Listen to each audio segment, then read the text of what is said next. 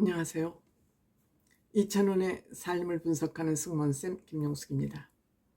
이번에 이찬원 씨의 삶을 짚어보는 그런 이찬원의 삶과 관련된 예능이 또다시 런칭되는 것 같습니다.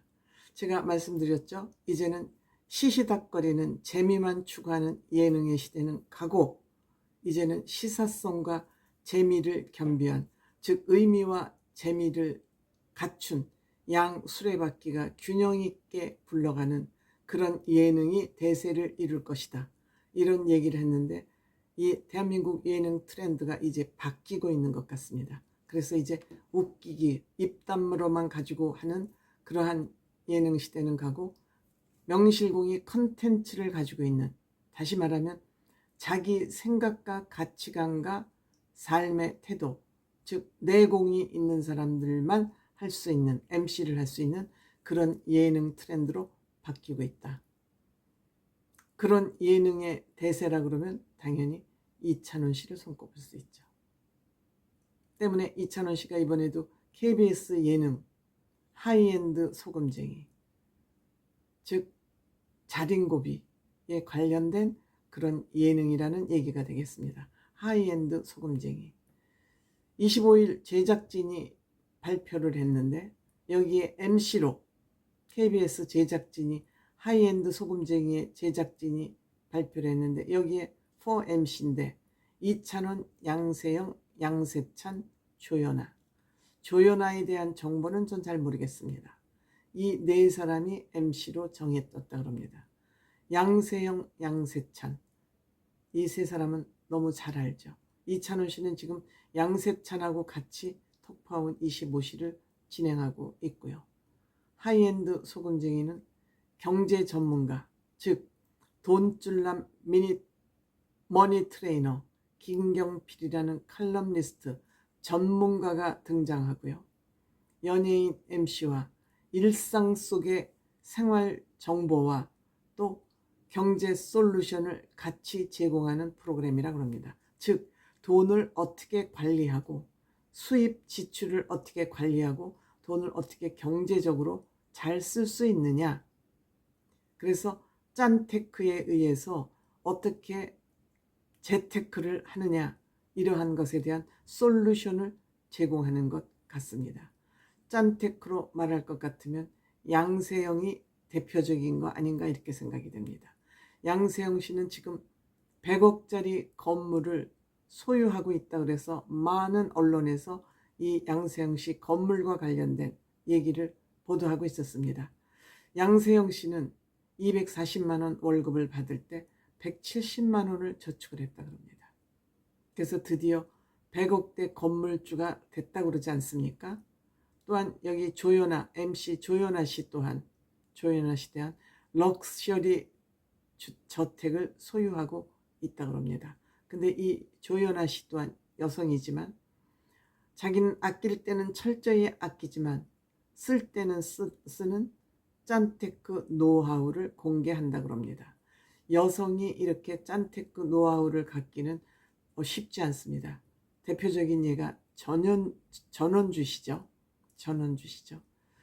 이찬원 씨 또한 그 집을 보면 아시겠지만 남에게 베풀 때는 주머니를 열어놓고 있지만 본인을 위해서 쓰는 돈은 별로 없는 것 같습니다. 물론 옷도 회사에서 다, 소속사에서 다 마련해 주는 것이고 행사를 위해서 공적으로 필요한 옷을 입는 것뿐이지 이찬원 씨는 평상시에 그렇게 본인 옷을 챙겨 입거나 그러는 사람은 아닌 것 같습니다. 그러니까 이찬원 씨는 특히 금융학을 전공을 했습니다. 경제학 전공자입니다. 그러니까 경제학자로서 어떻게 남다른 재테크를 하고 있고 재테크 지식을 가지고 있는지 이 프로그램이야말로 이찬원 씨의 전문성, 또 이찬원 씨의 삶을 고스란히 드러내 보일 수 있는 아주 이찬원 딱 맞춤형 예능이 아닌가 이렇게 생각이 됩니다. 또한 양세형 씨도 사회에 대한 지식 똘똘이죠. 똘똘입니다. 양세형 씨. 정말 양세형 씨 또한 음식부터 시작해서 그 재능이 못하는 게 없을 정도로 똘똘이죠. 거기 대비 양세찬 씨는 몇 살 차이 나지 않는 형이지만 형을 부모님처럼 어려워하고 무서워하는 그 정도의 파워를, 카리스마를 가지고 있지 않습니까? 그래서 저는 이찬원 씨하고 양세형, 이 두 사람이 어떻게 맞짱을 뜰지, 이 두 사람이 어떻게 실력을 꺼내 보일지 벌써부터 저는 기대가 됩니다. 이 양세형 씨 또한 본인 컨텐츠를 확실하게 가지고 있기 때문에 이런저런 예능에서 재능도 있고, 정말 재능도 있죠. 이런저런 예능에서 끊임없이 양세형 씨에게 러브콜을 보내고 있고, 이찬원 씨는 또 많은 팬덤과 국민들의, 중장년층들의 사랑을 기반으로 하고 있기 때문에 이찬원 씨가 나오는 예능이면 무조건 보죠. 즉 중장년층들 예능을 잘 안 보는데 어떻게 보면 이찬원 씨가 시니어들을 예능으로 빨아들이는 그런 역할을 하고 있습니다. 저는 이찬원 씨와 양세형 씨의 이 내공 경쟁이 볼만할 거다, 이렇게 생각이 됩니다. 네가 잘하냐 내가 잘하냐 맞수가 될 수 있다고 저는 생각을 합니다.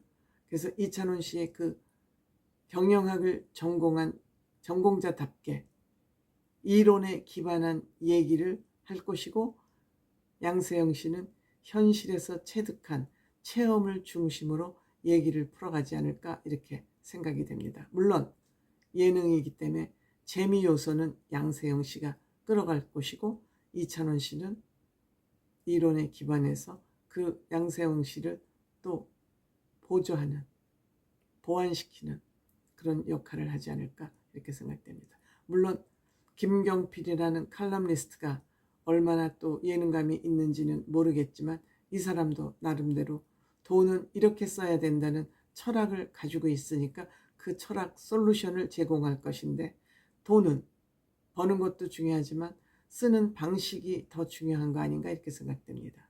사실 배달비가 비싸다, 대중 음식값이 많이 올라간다 하면은 집에서 요즘 주방도 너무 편하게 돼 있고 조리 도구들도 얼마나 잘 나옵니까?